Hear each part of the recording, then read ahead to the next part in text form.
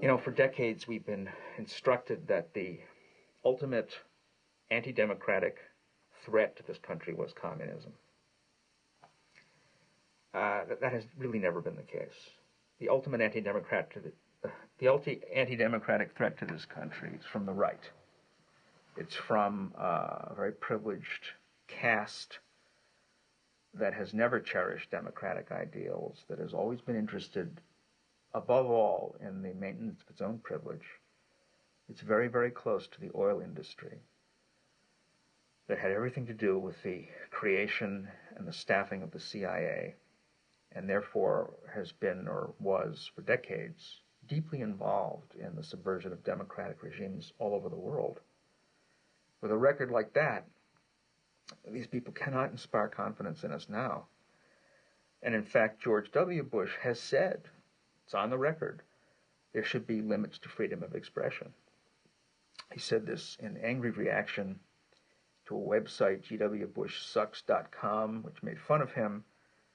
He wasn't cracking a joke when he said there should be limits to freedom of expression. He was speaking from the heart. He has also often cracked the joke that things would be a lot easier if this were a dictatorship. He said this 3 times. Well, many a truth is told in jest. The fact is that despite his occasional ringing references to our great freedoms, those are always scripted, by the way, he and his people don't believe in it for a minute.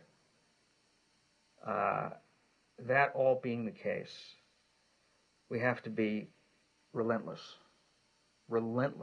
in our attention to and condemnation of these infractions, these limitations, these curbs. This is an emergency situation. That being the case, I see nothing wrong with making common cause with William Safire, people on the right who have come through, who are purists on the First Amendment and will write often and pretty eloquently about how dangerous the situation is.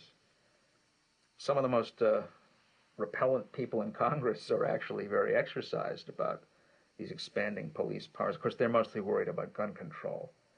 But still, the idea of constant federal surveillance, the idea of crackdowns on freedom of speech, people like Bob Barr don't like that for their own reasons. So I don't see anything wrong with forging temporary alliances, even with these types, because we have to protect the Bill of Rights. We have to. This is a great, great document.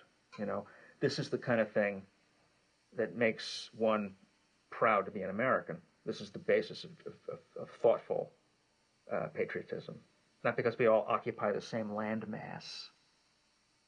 That's not why. That's just tribal.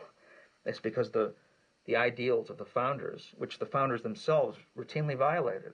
It's taken a long time for the country to sort of live up to the ideals that it's based on. Those ideals are really worth the fight. They're worth dying for. Because without them, there will be no progress. There will be no mercy. There will be no compassion. There will be no justice. And there certainly won't be any movement. So, I don't think we should be shy about defining the danger at the moment. It's real.